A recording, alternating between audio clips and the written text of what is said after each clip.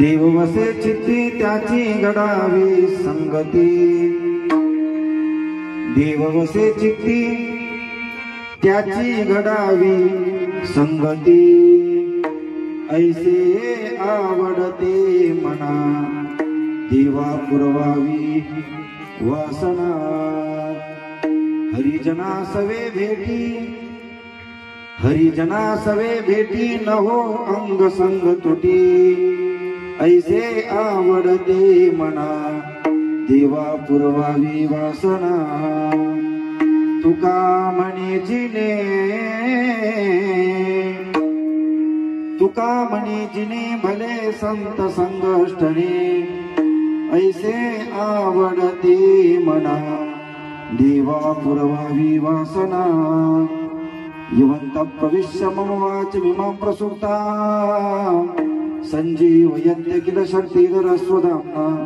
अन्यांस्तहस्तचरण श्रवणत्वगादीन् प्रणाम नमो भगवते पुरुषाय तुभ्यं। नमो विठ्ठला राजया पांडुरंगा। नमो रुक्मिणी माऊली ज्ञानगंगा।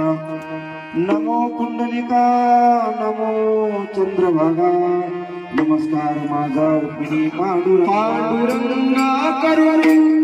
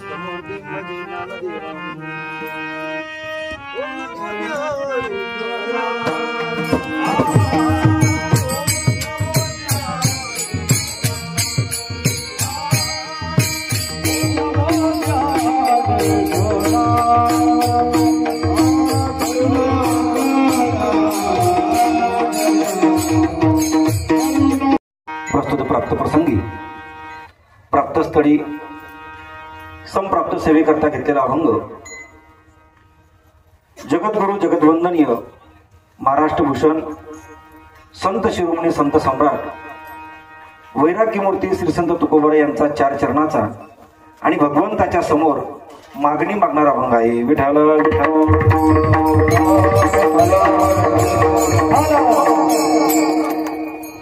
अभंगावर काही विवेचन करण्यापूर्वी अल्पसा पर्यादाचा तो म्हणजे असा, आपण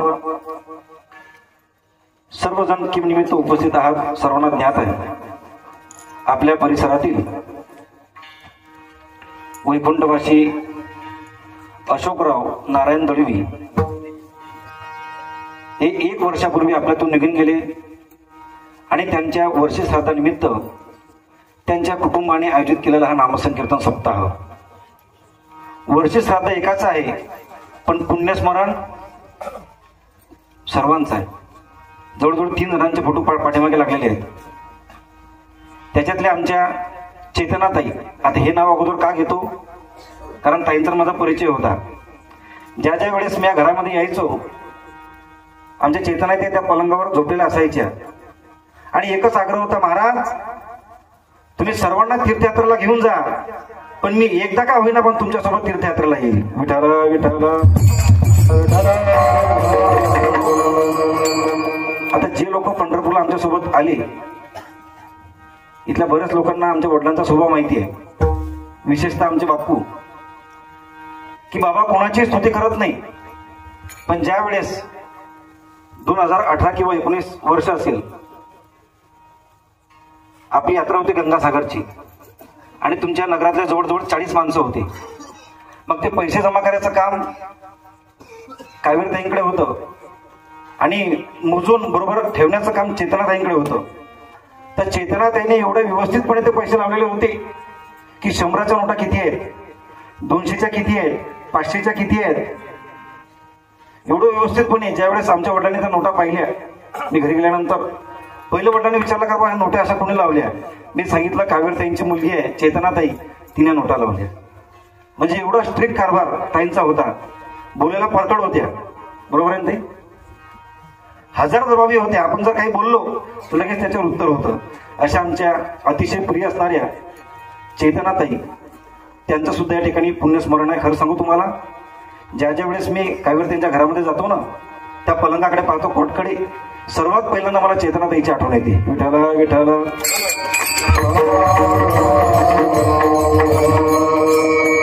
ताईंचं सुद्धा पुण्यस्मरण आहे. त्याचप्रमाणे काकांचे मधले भाऊ रवींद्र काका दळवी आणि नारायण दळवी अशा 3 जणांचे पुण्यस्मरण आहे. आणि त्यांच्या संपूर्ण कुटुंबियाने महाराज काय सोहळा आहे. तुम्हाला खरं सांगू, पंढरपूरमध्ये आमचा सप्ताह झाला आणि त्याच्यानंतर या सर्व महाराज लोकांची भेट जर कोणी घडून आणली असेल तर फक्त आमच्या कावेरीताईंनी घडून आणली. एकदा जोरदार टाळ्या वाजवा. कारण हे मंडळी महाराज तुम्हाला दिसतात असे पण हे चांगल्या चांगल्याच्या हातात लागत नाही. बापू खरं आहे की नाही ताई. पंढरपूर पासून आता आमची कुठे भेट झाली कारण कुणी कोण्या गावला पण खरंच सांगतो, या तुमच्या व्यंकटेश नगर मध्ये आता हे व्यंकटेश नगर नाही राहिलं तरी पती पंढरपूर झालं. कारण पंढरपूर मधले सर्व व्यक्ती आमचे महाराज मंडळी या ठिकाणी आणण्याचं काम आमच्या कावेरी त्यांनी केलं आणि ज्यांच्या माध्यमातून आले ते आमचे ज्येष्ठ गुरुबंधू संतोष महाराज म्हैसवळीकर. आमच्या पंढरपूरला सुद्धा सर्व नियोजन दादांचं असते की गायनाचार्य कोण असलं पाहिजे, कथा जर असली तबल्यावर कोण असलं पाहिजे, ऑर्गनवर कोण असलं पाहिजे, साऊंड कोणाचा असला पाहिजे. जसं दादा पंढरपूरला नियोजन करता तसंच नियोजन तंतोतंत काहीच कमी नाही. आता आम्ही मोठमोठ्याले सप्ते पाहतो बापू, त्या सप्त्यामध्ये सर्व असते पण चोपदार बाज नसते. म्हटलं का हो चोपदार? म्हणे महाराज ड्रेस आपण घालायला कोण तयार नाही. पण आपला जरा उत्सव पाहिला महाराज तर याच्यामध्ये कमी काहीच नाही. तुम्ही किती मोठा बोळा नाही तर तो याच्यामध्ये चूक काहीच काढणार नाही. अरे कथाकार कसे असले पाहिजे? आमचे अनिल महाराज जोशी यांच्यासारखे असले पाहिजे. कथा आवडली की तुम्हाला? मग जोरदार टाळी वाजवा एकदा.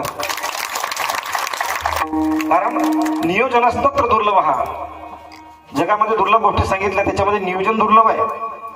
माणसाला सर्व काही पण नियोजन करता येत नाही. म्हणून कथाकार कसे असले पाहिजे तर आमचे अनिल महाराजांसारखे सांगू तुम्हाला. कीर्तनामध्ये गायनाचार्य कसे असले पाहिजे हे जर कोणाला पाहायचं असेल तर त्यांनी या मंडपात येऊन पहा. आमचे संतोष महाराज, आमचे योगीराज महाराज, आमचे नंदू महाराज आणि आमचे यशवंत महाराज. काय सुंदर गायन महाराज, काय हरिपाठ, काय फुगड्यान, काय पावल्या, काय दिंडी सोहळा निघाला आज. हा सुख सोहळा स्वर्गी नाही. तुम्ही कितीही पैसे दिले तर हा आनंद मिळणार नाही. कारण का हो, पहिल्या वर्षी धामधूम आणि नंतर सामसूम, पण या ठिकाणी असं नाही महाराज. गायनाचार्य कसे असले पाहिजे, नवे मृदंगाचार्य कसे असले पाहिजे हे जर कोणाला पाहायचं असेल तर इथे येऊन पाहायचं. मृदंग विशारद आमचे गुरुबंधू धीरज महाराज अडाव आहेत. जोरदार टाळ्या वाजवा. आणि चोपदारवर तुम्हाला काही सांगायचं कामच नाही. आमचे बाप्पू म्हणजे कसे आहे, महेंद्रसिंग धोनी आहे, ऑलराऊंडर. तुम्ही काही करायचं सांगा बापूला. भारूड म्हटलं तर भारूड, चोपदार म्हटलं तर चोपदार. तुम्ही बापूच्याची भाजी खाऊन पाहिजे दिवशी. असा सुंदर स्वयंपाक करता बापू. असे आमचे प्रेमळ व्यक्तिमत्व भीमराव बापू सुद्धा या ठिकाणी उपस्थित आहेत. त्याचप्रमाणे आमचे सर्व महाराज मंडळी आहेत. माझ्यासोबत आलेला आमचा तिजू आहे. आपल्याच गावातील आमचे उमाळे भाऊ आहेत, महादेव भाऊ. तुम्हाला खरं सांगू, तुम्ही टाळकऱ्यांकडे पहा पण एक आश्चर्याची गोष्ट सांगतो तुम्हाला. तुम्हाला यांच्याकडे पाहिल्यानंतर तुमच्या लक्षात येणार नाही पण मी तुमच्या लक्षात आणून देतो. हे माझं तरी एकमेव कीर्तन असं आहे महाराज की या कीर्तनामध्ये बापही उभा आहे, पत्नीही उभा आहे आणि मुलगाही उभा आहे. असं असतं का कुठं? अरे आम्ही गावात मुलं शिकवले पण एखाद्या मुलाला जर सोबत आणायचं म्हटलं की नाही तर आईबाप जाऊ देत नाही. म्हणता नाही महाराज तुम्हाला रात्री यायला उशीर होते, आमच्या मुलाला नेऊ नका. पण इथं काय दृश्य पाहतो आम्ही, हे मुलगाही टाळ घेऊन उभा आहे, त्याच्या बाजूला त्याची आई मम्मी सुद्धा आहे आणि वडील सुद्धा आहेत. हे असं दृश्य कुठं पाहायला मिळत नाही. सर्व टाळकरी मंडळी आहेत. आमचे पिंटू महाराजांचे चिरंजीव बघा, कुडी कन्यापुत्र होती जे सात्विक. परिचय द्यावा महाराजांचा. भेटून जाईन परिचय. विठाला विठाला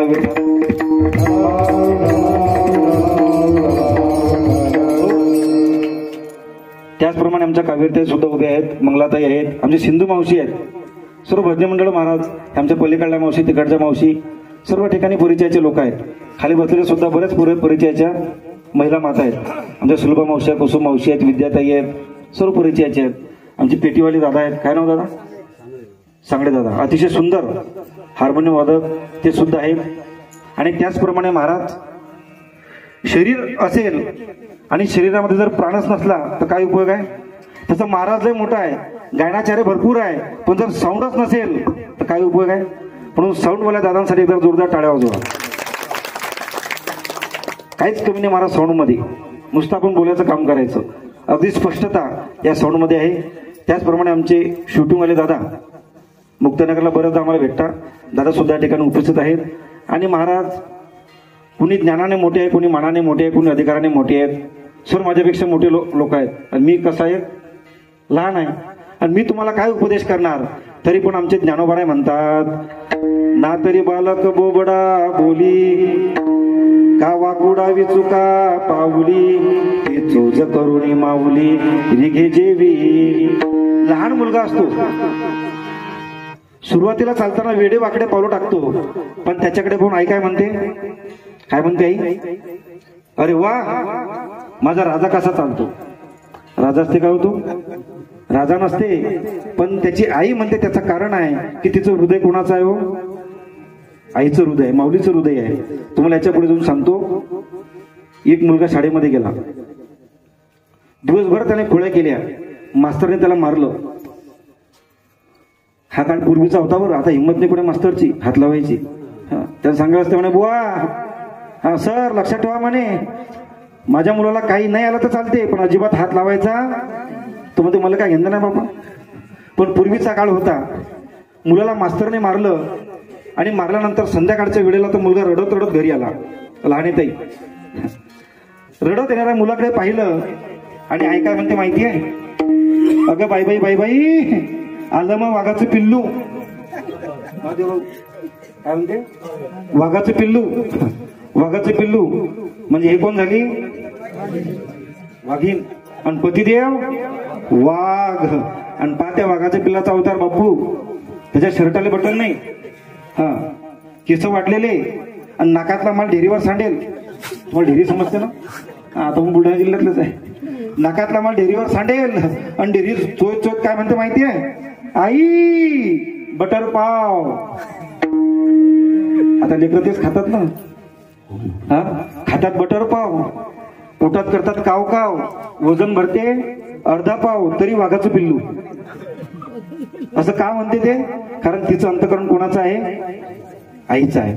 सज्जनानो, ही जशी तुमची आई आहे ना, तशी आमची वारकरी संप्रदाय सुद्धा एक माऊली आहे, आमची आई आहे. कोण, ज्ञानराज माझी योग्याची माऊली, ज्ञानराज माझी योग्याची माऊली, ज्ञानराज माझी योग्याची माऊली, ज्ञानराज माझी योग्याची माऊली, ज्ञानराज माझी योग्याची माऊली, ज्ञानराज माझी योग्याची माऊली, ज्ञानराज माझी योग्याची माऊली,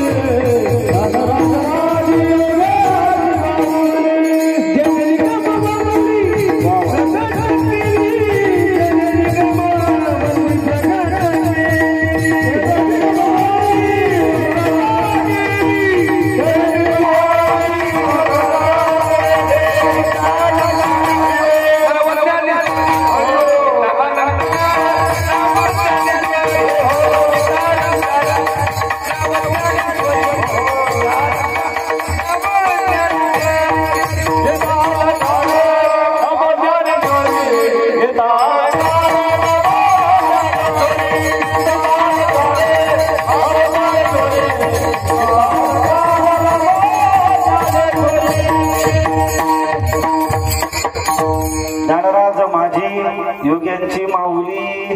ज्ञानोबा योग्यांची माऊली आहेत, साधकांचे मायबाप आहेत आणि ते ज्ञानोबा आहे. जशी मला बुद्धी देतील तसा मी आपल्या संकल्पित वेळेमध्ये अभंगावर बोलणार आहे. सज्जनानो, मी सर्वांची नावं घेतली, पण ज्यांचे वडील त्यांना सोडून गेले, मुलांना पोरकं टाकून गेले, त्या मुलांचं नाव घ्यायचं मी विसरलो. मुद्दामूनच म्हटलं आपण एक स्पेशल विषयामध्ये त्यांचं नामोल्लेख करू. ते आमचे सोमेश दादा आणि आमच्या पल्लवीताई, अजून एक दुसऱ्या ताई आहेत, पौर्णिमाताई. यांना त्यांचे वडील सोडून गेले. यांच्यासाठी दोन शब्द बोलतो की बघा, माणसाने सगळं विसरावं, पण कोणाचे उपकार कधी विसरू नये दादा. का, अरे उपकार विसरणाऱ्या माणसाला ब्रह्मराक्षस व्हावं लागते, पण उपकार कधी विसरायचे नसतात. बघा, ऐकत असाल तर फार सुंदर आहे.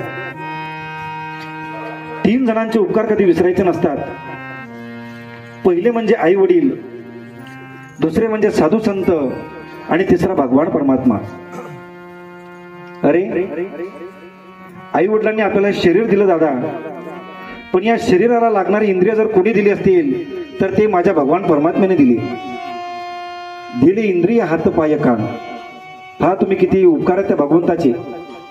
तुम्हाला उपकार सांगतो बरं, देवाचे किती उपकार आहेत की अरे ज्या ठिकाणी पाहिजे नाक त्याच ठिकाणी सगळ्यांचं नाक, ज्या ठिकाणी पाहिजे कान त्याच ठिकाणी सगळ्यांचे कान.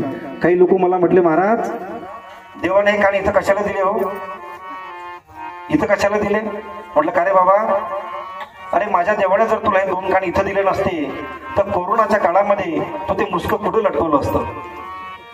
हा पहा तुम्ही, कान त्याच ठिकाणी, नाक त्याच ठिकाणी, डोळे त्याच ठिकाणी, पण आश्चर्याची गोष्ट अशी आहे महाराज 140 कोटीचा हा देश आहे, सर्वांचं नाक त्याच ठिकाणी, पण एक माणूस दुसऱ्या माणसासारखा नाही.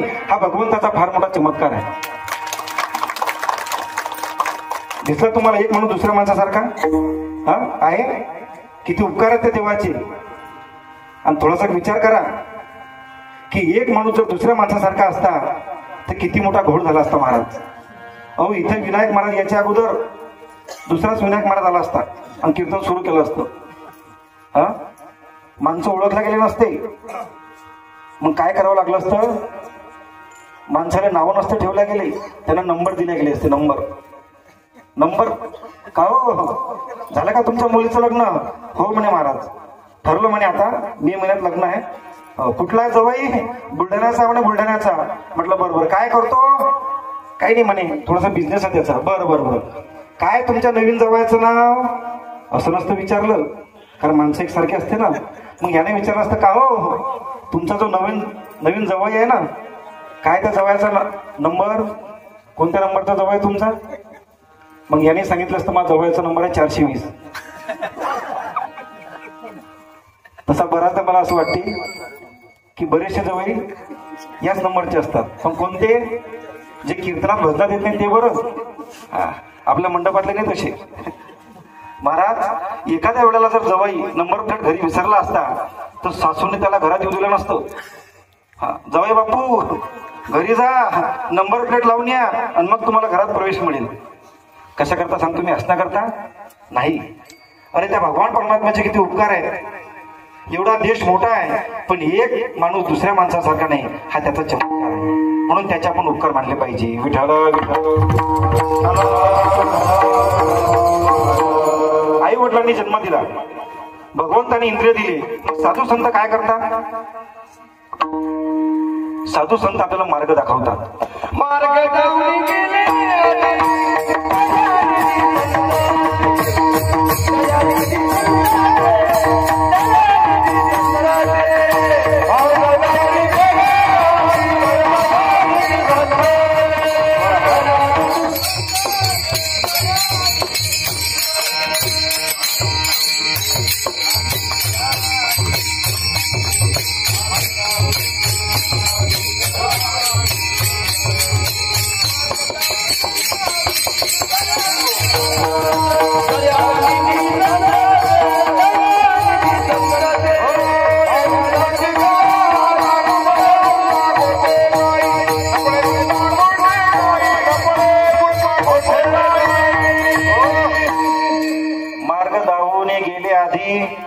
दयानिधी संत ते संत महात्मे आपल्याला मार्ग दाखवतात.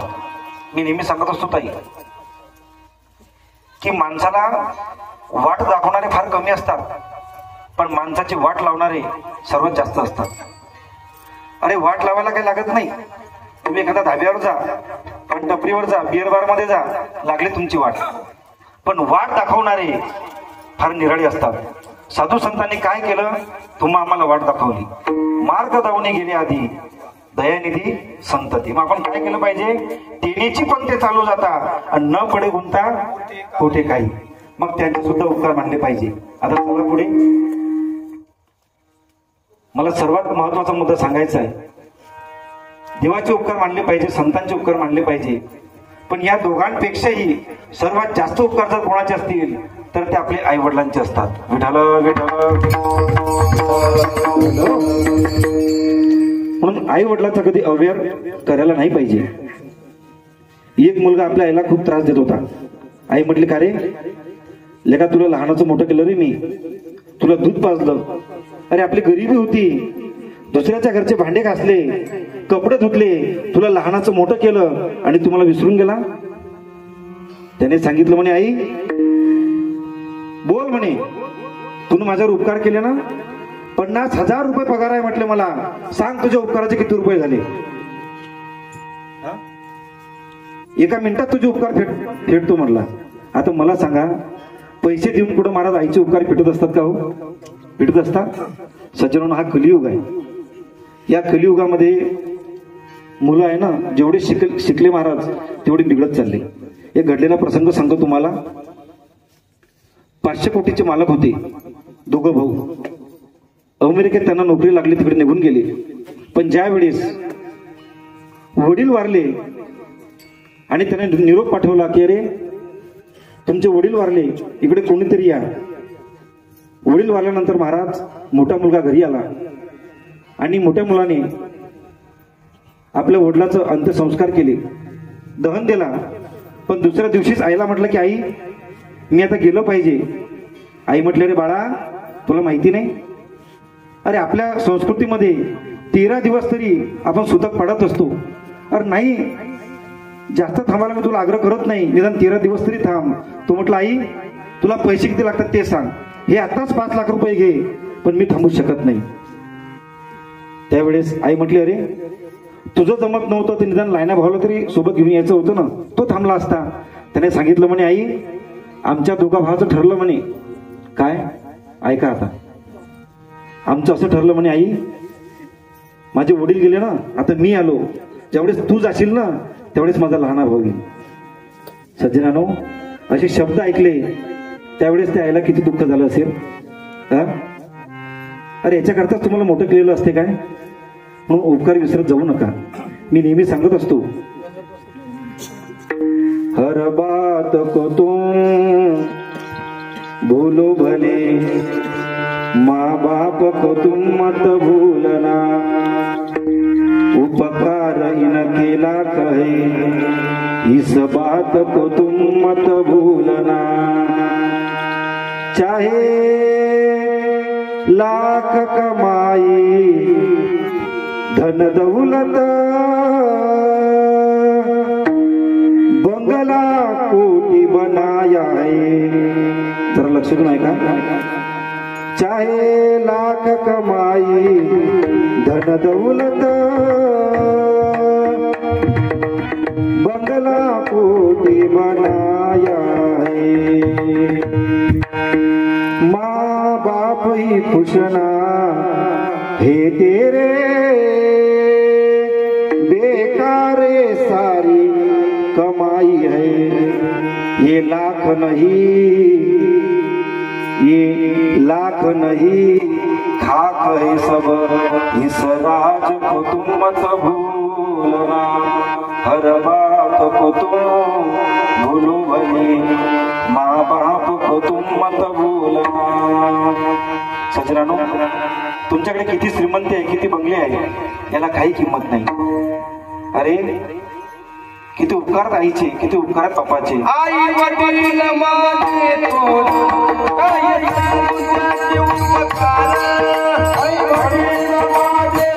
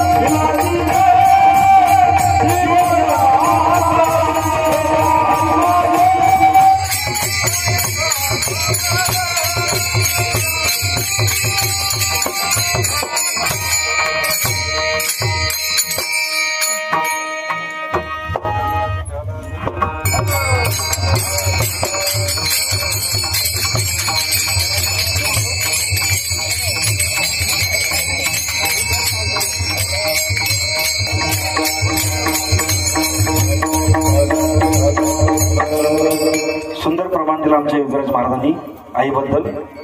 किती उपकार आहेत दादा आईचे. एक कवी फार सुंदर सांगतो बरं, सांगू का तुम्हाला? हा, खरं म्हणजे माझ्याकडे वेळ कमी आहे, पण आई बापाच्या उपकारातून मुलाने कसं उत्तीर्ण व्हायचं हे तुम्हाला सांगत होतो. कारण एका बापाचे साथ आहे, बरोबर आहे ना?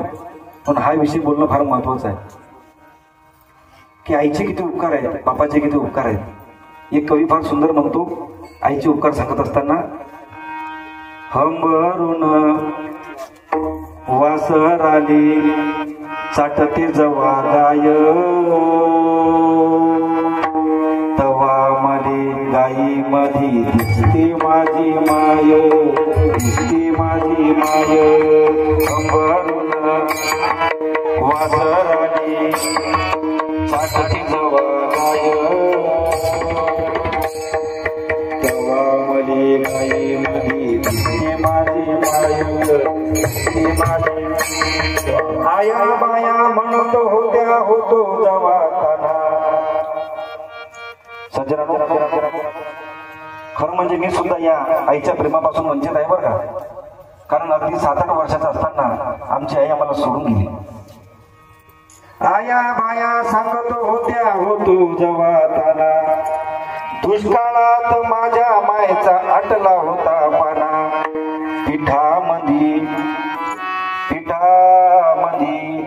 पिठामंदी पाणी टाकून मले पाजत जाय,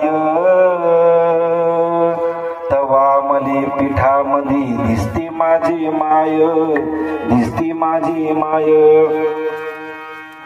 माय बाप केवळ काशी, तेने न जावे तीर्थाशी, तेने न जावे तीर्थाशी, तेने न जावे तीर्थाशी. माय बाप केवळ काशी, तेने न जावे तीर्थाशी, तेने न जावे तीर्थाशी, तेने न जावे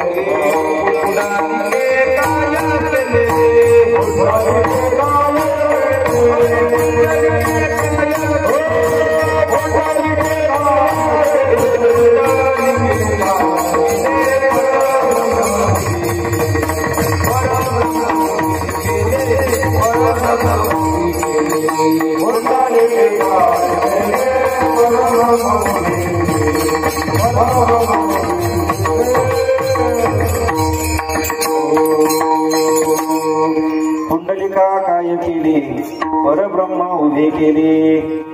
परब्रह्म जर कशामुळे उभं असेल तर कोणाची पुण्य आहे? फक्त आई वडिलांची. म्हणून आई वडिलांची सेवा करत जा. आज मी धन्यवाद देईन या तिन्ही मुलांना, आमच्या पौर्णिमाताई असतील, पल्लवीताई असतील, आमचा सोमेश दादा असेल, की त्यांनी हा एवढा मोठा उत्सव महाराज कोणी करत नाही हो आजकाल. तुम्हाला काय सांगू बापू, पुण्यामध्ये असताना एक वडील वारले एकाचे. आम्ही गेलो आमच्या लावडकर महाराजांसोबत, वाकोडचे लावडकर महाराज त्यांच्याकडे शिकायला होतो मी. सोबत गेलो आणि तो लावडकर बाबांना म्हणे, महाराज आमचं रिकामट नाही म्हणे, तुम्हाला कीर्तन करायचं असेल तिरवीचं तर सर्व तुम्हीच करा. महाराज म्हणत, अरे सर्व मीच करतो, पण चप्पी कोणाची करू?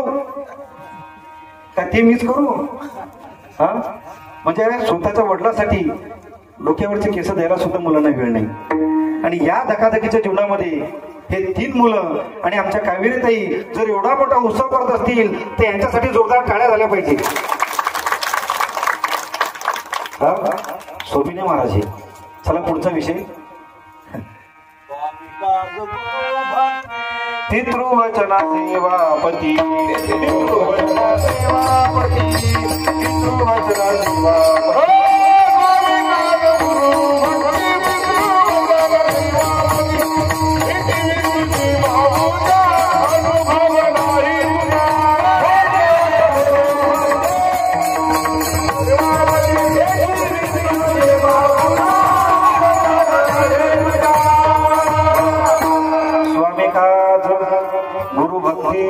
पितृवचन सेवापती.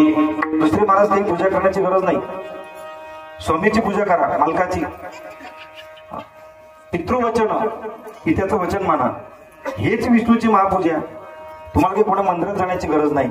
पण घरातले आईबाप जर तुम्ही दुःखी ठेवून मंदिरातल्या मूर्तीवर जर तुम्ही नैवेद्य घेऊन गेले ना तर ती मूर्ती तुमचा नैवेद्य स्वीकारणार नाही. ती म्हणले का मूर्खा, आई वडिलांचा अवेअर करतो आणि मला नैवेद्य दाखवतो. अरे तुझ्यासारखे नैवेद्य आणणारे माझ्याकडे कितीतरी आहेत. जा, तुझा नैवेद्य मी स्वीकारणार नाही. पहिले घरातला आई वडील जीव घाल. हा काळ आहे महाराज असा. पण या धगाधगीच्या काळामध्ये सुद्धा या परिवाराने एवढा मोठा उत्सव केला. का केला हो? आता मी सिद्धांताकडे येतो बरं. म्हणजे एवढं जे बोललो की नाही, हे कशा करता बोललो ते तुम्हाला पुढचं सांगतो. हा उत्सव का केला? आमचे अशोक काका 1 वर्षापूर्वी निघून गेले. मग या कुटुंबाने ठरवलं का आपण त्यांना काय पाठवू शकतो.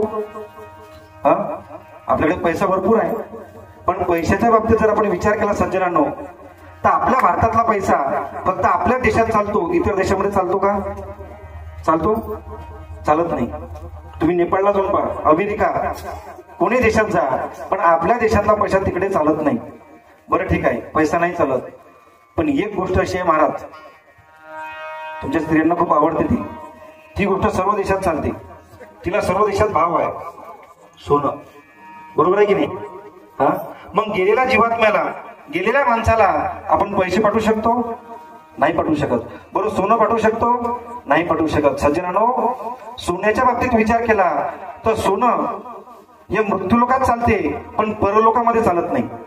मग का हो जगद्गुरु तुकोबाराय, सांगा ना, आमच्या घरातली व्यक्ती आम्हाला सोडून गेली, मग त्याला आम्ही काय पाठवू शकतो?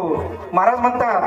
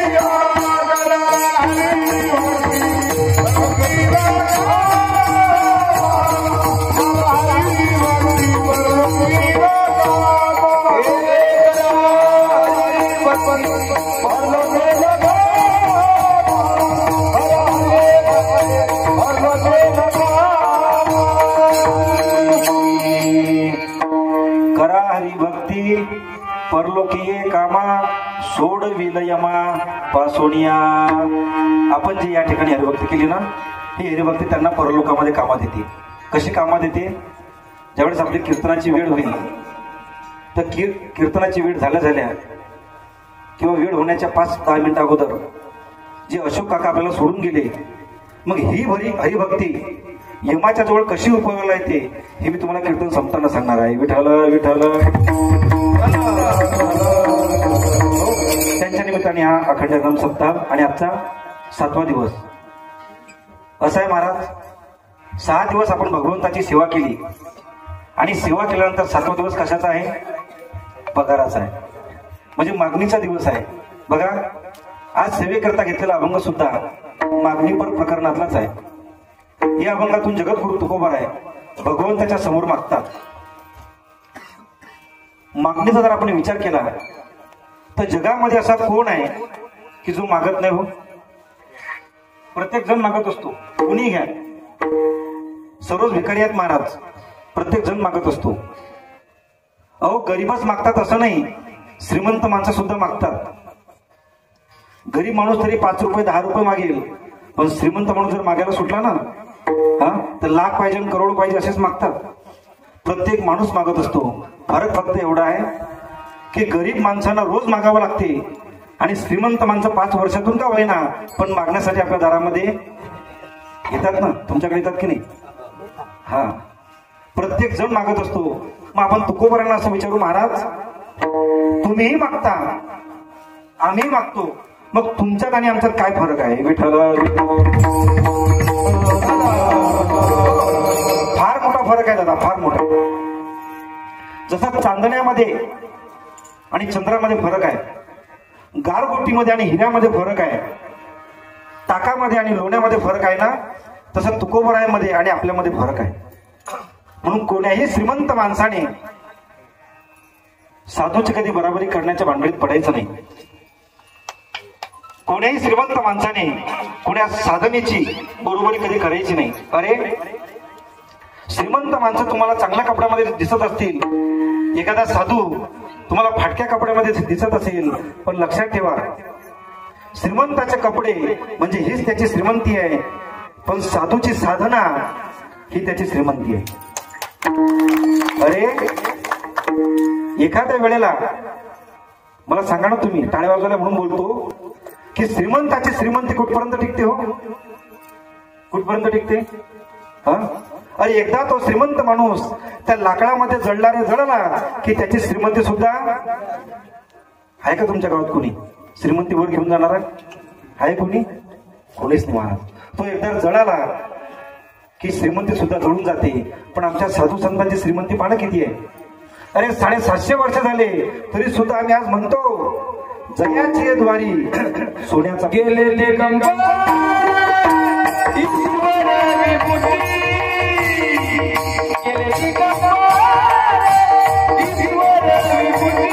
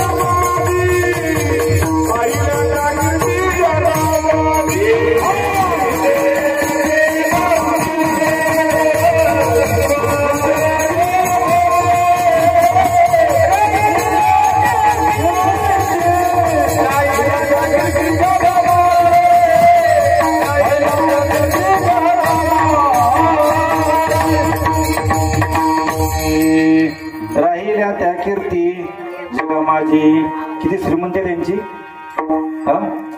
750 वर्ष झाले तरी म्हणावं लागते आता विश्वात्मके. कोणी विसरलं काय? ज्ञानोबांना जाऊन किती वर्ष झाले? 750 वर्ष झाले. मी तुम्हाला विचारतो, तुम्हाला पंजोबा होते का? पंजोबा सांगा बरं त्याचं नाव सांगता येईल? खापर पंजोबा. काहून? त्यांची इस्टेट नाही का तुमच्याकडे? त्यांच्याच घरामध्ये राहतो ना आपण. त्यांचाच वंश आहे ना, त्यांचंच रक्त आपल्यामध्ये आहे ना. मग त्यांचे नाव आपण विसरलो, पण साधू संतांचे मात्र नाव आपण विसरत नाही का? कारण त्यांची जी श्रीमंती होती ती साधनेची श्रीमंती होती. विठाला म्हणून तुमची आमची श्रीमंती जात असते, पण साधूची श्रीमंती कधी जात नाही. मी तुम्हाला फरक सांगत होतो. जगद्गुरु तुकोबराही मागतात आणि तुम्ही आम्ही मागतो, पण फरक असा आहे सज्जनानो की तुम्ही आम्ही जे मागतो ना, आपण प्रपंचाच्या समोर मागतो, संसारासमोर. हे प्रपंच माझं हे पूर्ण कर, माझं घर पूर्ण कर, मला नातवंड पाहिजे, मला हे पाहिजे. पण लक्षात ठेवा, हा संसार चंचल असल्यामुळे तो आपल्या मागणी कधी पूर्ण करत नाही. सज्जनानो सांगू तुम्हाला, तुमची आपली श्रीमंती काय कुठं काढली? रावणाचा जर आपण विचार केला, रावणाचा नाव माहिती आहे की तुम्हाला? रावण. त्याची संपत्ती आणि सत्ता किती होती हो? सत्ता एवढी होती महाराज. पहिले तुम्हाला सत्ता सांगतो. असं म्हणतात इंद्रवारी चंद्र छत्रधरी यम पाणी वाही घरी वायू सर्वदा पूजे उसरी विधी तेत करी दळण कांडण अश्विनी कुमार दोन्ही परिमळ द्यावे स्त्रिये साणोनी विलंब होता अर्धक्षणी दासी धावणे गुमसती. सज्जनानो, रावणाची सत्ता एवढी होती की विधी निषेध दळण कांडण करण्याचं काम करत होते. आपल्या घरामध्ये आपण पाणी भरतो. पाणी तुमच्याकडे कोण भरते पाणी? माणसं भरतात ना. हा, हे तरी बरं आहे. आता शहर भाग आहे महाराज. आपल्या घरामध्ये माणसं पाणी भरतात. काय झालं, एका घरामध्ये बाई कंटाळली, दादा पाणी भरू भरू. हा, तर म्हणे जा, आजपासून मी पाणीच भरणार नाही. हा म्हणे का तू पाणी भरणार नाही म्हणतो. मग आपल्या घरी जर समजा महाराज लोक आले, पाहुणे लोक आले, सोप्यावर बसले, मग त्याला पाणी कसं देशील? ते म्हणे मी आता माठात पाणी भरणार नाही, हांड्यामध्ये पाणी भरणार नाही. मग डायरेक्ट हौदार नळीच लावायची म्हणून डायरेक्ट तोंडात. सज्जनांनो, आपल्या घरामध्ये आपण पाणी भरतो, पण रावणाच्या घरामध्ये रावण पाणी नव्हता भरत. मग कोण भरत होता? यम पाणी वाहे घरी. यम रावणाच्या घरामध्ये पाणी वाहत होता. एवढंच नाही, रावणाचं जे सिंहासन होतं ते 9 पायऱ्यांचं होतं. आता ज्यांनी रामायण ऐकलं पंढरपूरला त्यांना विस्ताराने माहिती आहे. 9 पायऱ्या होत्या. 9 पायऱ्या, पण त्या कशाच्या होत्या? नवग्रहाच्या होत्या. नवग्रहात पिढा गाडी ते रावणे घातले बांधवडी. त्यांच्या पायामध्ये मला बेड्या घातल्या आणि त्यांना पायरीच्या जागी उभं केलं. एवढंच नाही, ज्या गणपती बाप्पाची आपण आरती करतो, ज्या गणपती बाप्पाची आपण पूजा करतो, तो गणपती बाप्पा रावणाच्या दरबारामध्ये गाढव ओढण्याचं काम करत होता. गाढव चालण्याचं. आणि संध्याकाळ झाली की त्या गाढवांसाठी हराळाचा भारा, हराळ माहितीये ना, त्याचा भारा घरी घेऊन येत होता. म्हणून तेव्हापासून लोक पहा, एक हराळ गणपती बाप्पाला ठेवत नाही. कशी ठेवता बापू? भारा बांधून ठेवता, भारा जुडी. कारण की ते काम गणपती बाप्पा रावणाच्या दरबारात करत होता. एवढी रावणाची सत्ता होती. संपत्ती किती होती महाराज? श्रीमंती किती होती? लंके माझी घरी किती ते ऐका, सांगत से संख्या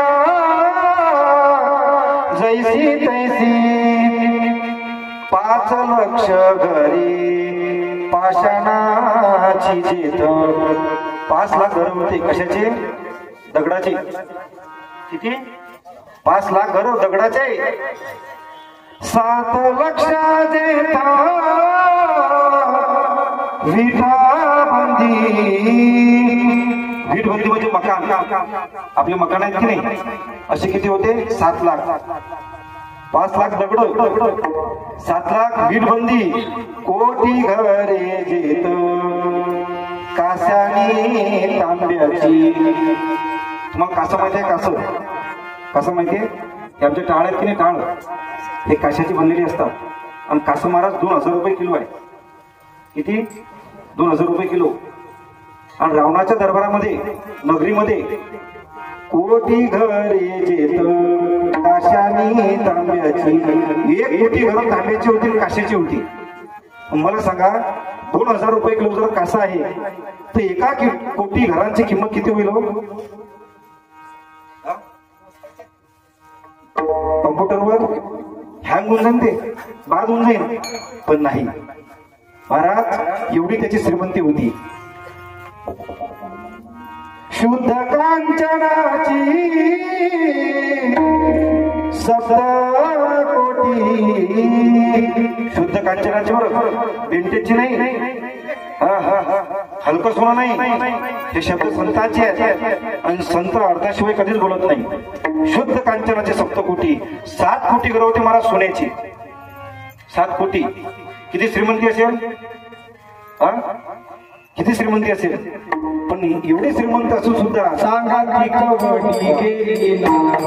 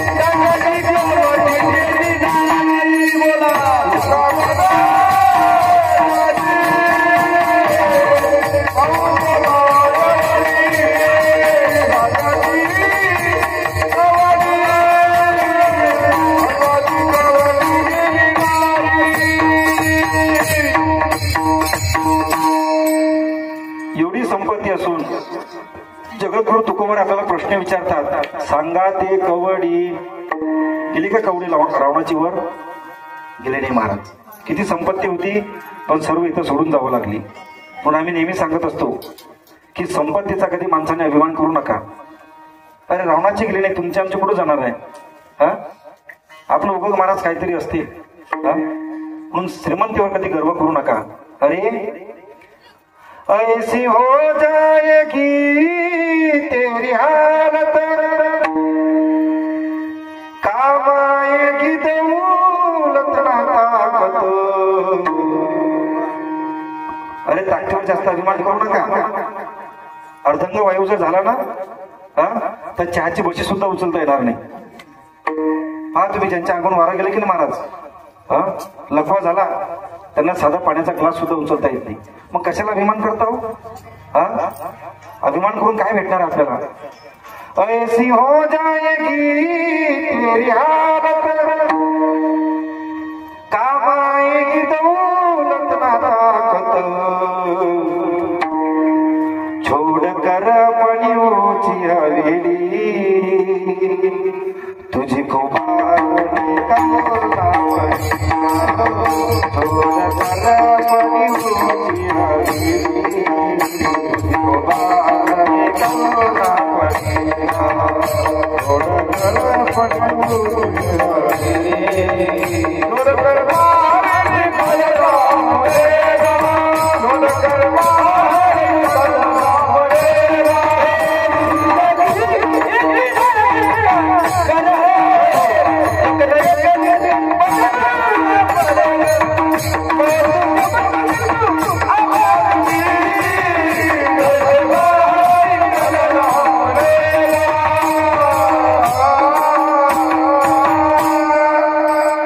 मौत जब तुझे को आवाज देगी,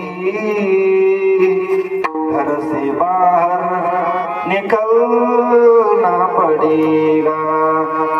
अभिमान धरू नका सज्जनांनो. काही लोकांना अभिमान असते. महाराज 4 लाखाची बाथरूम म्हटले आमची. किती? 4 लाखाची. आम्ही मनात विचार करतो, गड्या तुझी किती लाखाची असू दे, तर मृत्यूने तुला आवाज दिला की तुझे शेवटचे अंघोळ कुठे होणार आहे? मौत जब तुझे को आवाज देगी, घर से बाहर निकलना पडेगा. चला सज्जनांनो, माझ्याकडे वेळ कमी आहे. मला तुम्हाला अभंग सांगायचा आहे. बघा, तुम्ही आम्ही मागतो संसारासाठी, पण संसार कधी पूर्ण होऊ शकत नाही. अरे रावणाचा झाला नाही तर तुमचा आमचा कुठं पूर्ण होणार आहे? होऊच शकत नाही. म्हणून हे सूत्र, हा सिद्धांत जगद्गुरु तुकोबर यांना माहिती होता. एक दिवसाचा प्रसंग आहे की जगद्गुरु तुकोबर आणि भगवान परमात्मा त्या दोघांचा संवाद सुरू होता. काही वितंडवाद असतात, काही जल्पवाद असतात आणि काही संवाद असतात. साधू संत भगवान परमात्म्याशी करतात तो वितंडवाद नाही. काही लोक आमच्याशी करतात वितंडवाद, म्हणजे काहीतरी विचारायचं. एक म्हणे, महाराज तुम्ही कीर्तनात कंबर कोण बांधता? म्हटलं धोतर सुट्टी म्हणून. हा वितंडवाद. बरोबर आहे की नाही? तुम्हाला सांगतो, आता माझं वय जरा कमी पडतो महादेव भाऊ, म्हणून मी जरा सांभाळून बोलतो. एका ठिकाणी कीर्तनाला गेलो, दोघं नवरा बायको आले. क्षमा मागून बोलतो, बरं वितंडवाद. माझं दर्शन घेतलं. म्हटलं बापरे, दर्शन घेतलं, दक्षिणा दिली 1000 रुपये. मी घेतले. पहिले गंमत नाही म्हटलं, पण मला पाहिजे होते ना. खिशात ठेवले. खिशात ठेवले. लोकांमध्ये, महाराज हे आमच्या सौभाग्यवती आहेत. म्हटलं बरं बरं, सांगा बरं, आमचं आता नवीनच लग्न झालं, आम्हाला पहिला मुलगा होईल का मुलगी होईल? म्हटलं गड्या आता काही घुसलो आपण. एक त्याचे पैसे खिशात टाकले, आता खिशात जाऊन काढता येत नाही. म्हटलं काय बा, मग आपल्याला कसं आहे बापू, जसं तोंड चोपड्या गोष्टी करणं पडतात. म्हटलंय बा, अजिबात चिंता करू नका, तुम्हाला पहिला मुलगाच होईल. तो बाय मुलगा होईल म्हटल्यानंतर तो उभा राहिला. म्हणजे महाराज नाही झाला तर? म्हटलं नाही मुलगा झाला तर मुलगी नक्कीच होईल. दुसरं थोडं काय होणार आहे? मुलगा होईल नाही तर? हा वितंडवाद. हा वितंडवाद आहे बरं. पण जगद्गुरु तुकोबर हे वितंडवाद करत नाही, जल्पवाद करत नाही. भगवान परमात्मा सोबत करतात तो संवाद. मग एक दिवस काय झालं, भगवान परमात्माला तुकोबराने विचारलं, देवा का हो, सांगा ना तुम्हाला काय आवडते? देवाने सांगितलं, तुकोबा सांगू, मला की नाही भक्त फार आवडतात. तेही प्राणा परुते आवडती मज निवृत्ती. हे भक्त चरित्राचे प्रशंसिती. मला माझे भगवत भक्त अतिशय आवडतात. हा तुकोबा माझी आवड तर तू विचारली, पण का रे तुमची सुद्धा आवड सांगा ना.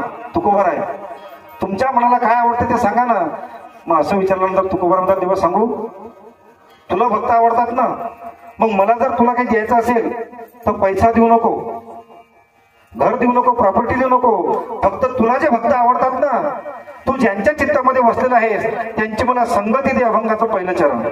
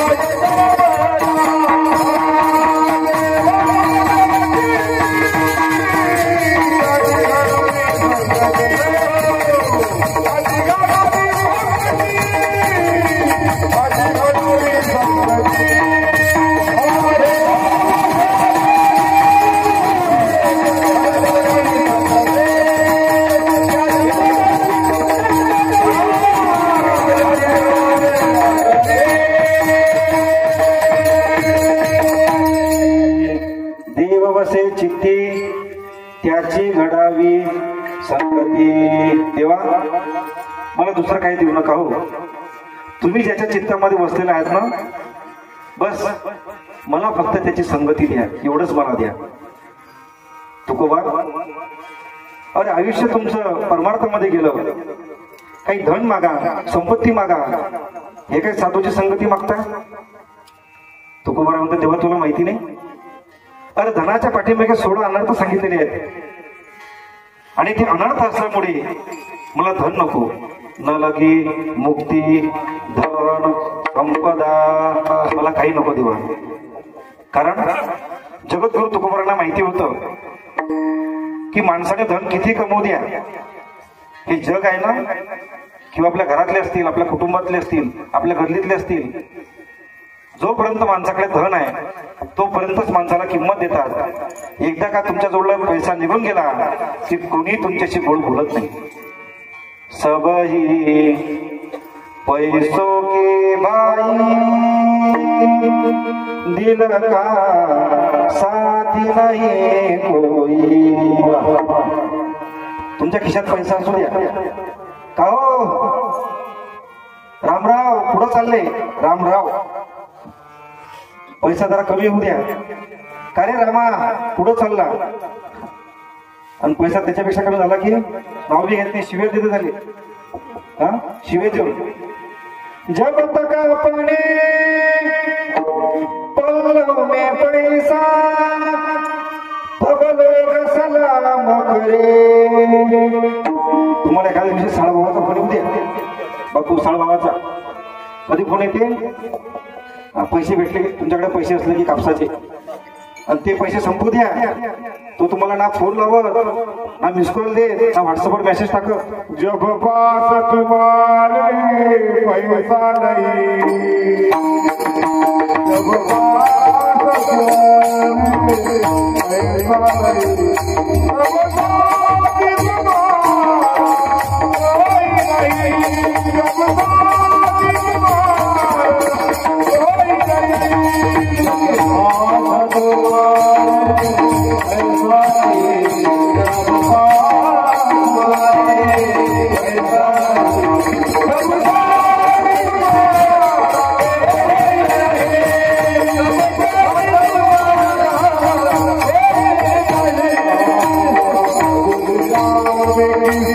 तुम्हारा कोई नहीं, जब साथी तुम्हारा कोई नहीं, पास तुम्हारे पैसा नहीं, जब कोई नहीं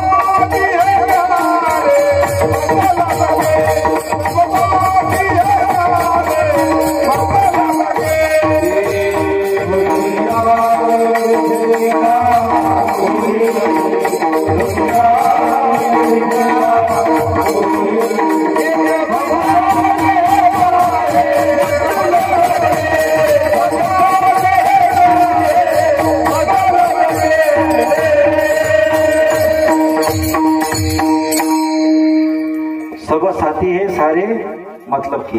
बस जोपर्यंत स्वार्थ आहे ना तोपर्यंत तुमच्या जवळ येतील. पण एकदा का पैसा निघून गेला कोणी बरं आपापले भाऊ पा भाई बांधावर बहन साले सब पैसों के भाई. कौन किसी का नहीं रे प्यारे कहत कबीर सुनाई. सबई पैसों के भाई दिल का साथी नहीं कोई. देवा अरे तुला तर माहिती आहे हे सर्व पैशाचे सोबती आहेत आणि कुठं मला पैसा देतो. मला ते काही पाहिजे नाही. फक्त बस तू ज्यांच्या चित्तामध्ये बसलेला आहेस ना देव बसे चित्ती त्याची संगती मला दे. मग सांगा ना महाराज असे कोणते भक्त आहेत की ज्या भक्तांच्या अंतःकरणामध्ये भगवान परमात्मा बसलेला आहे. विठ्ठल विठ्ठल.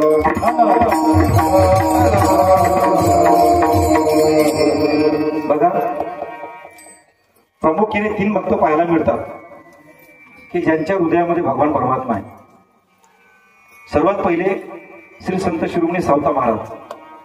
हृदयी साठविला जो का त्रैलोक्यनाथ मिळविला देव स्वयं ब्रह्मस्वरूपी शांत आरती शंकराया. 2 नंबर आमचे हनुमंतर आहे की ज्या वेळेस राम प्रभू राजगादीवर बसलेले आहेत सर्वांचे उपकार मानले पण हनुमंतराचे उपकार मानले नाही. का? ठेवी तहा पायी जीव थोडा. सीता माता जवळ गेल्या हनुमंतरायाला आपल्या गळ्यातील एक नवरत्नांचा हार दिला. तो हार हनुमंतराने हातामध्ये घेतला. एक एक मणी फोडायचे त्याच्यामध्ये पाहायचे फेकून द्यायचे. सीता मातेला असं वाटलं का म्हटलं हनुमंता तुम्हाला काही माझ्या हाराचं मूल्य कळते की नाही? अहो पाहता पृथ्वीचे मोल थोडे. या एका मण्याची किंमत एवढी आहे सर्व पृथ्वी जरी विकली तरी याच्यातला एक मणी सुद्धा मिळणार नाही. आणि एवढा दुर्लभ असताना मणी तुम्ही फोडता. त्यावेळेस सीता मातेला हनुमंतराय काय म्हणतात माहितीये? माते तुला खरं सांगू ज्या मण्यामध्ये माझा राम नाही त्या मण्याचं मला काही काम नाही. असं म्हणता बरोबर सजनानो सीता मातेला राग आला. ए हनुमंता, जा म्हटले, माझ्या हराचा अपमान करतो ना. अरे माझ्या हरामध्ये, माझ्या हराच्या मनामध्ये राम नसेल, नसू दे, पण तुझ्यामध्ये राम आहे का, तुझ्यामध्ये राम आहे का असं म्हणता बरोबर मणी तिला टाकून दिले. आणि हनुमंतांनी काय केली,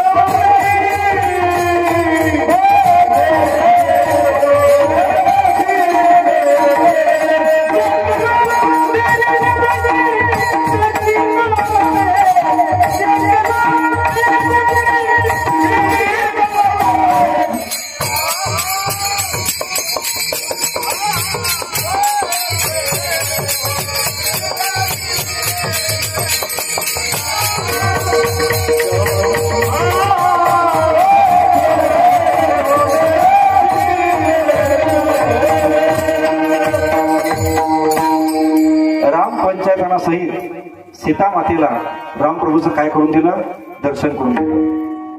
देव असे चित्त सांगतो बरं की देवाला चित्तामध्ये कोणी कोणी धारण केलेलं आहे. पहिले सावता महाराज, दुसरे हनुमंतराय आणि तिसरे महाराज तुमच्या महिलांमध्ये आहे. इथं महिला माता जास्त आहेत ना, म्हणून तुमचं चरित्र सांगतो. तिसरे आमच्या श्रीसंत जनाबाई. फार गोड चरित्र आहे बरं जनाबाईचं, फार गोड चरित्र आहे. ऐकायचं ना तुम्हाला? मग एक काम करा फक्त, आता दोन्ही हाताने टाळी आणि मुखाने भगवान परमात्म्याचं नाव घ्यायचं आहे. का?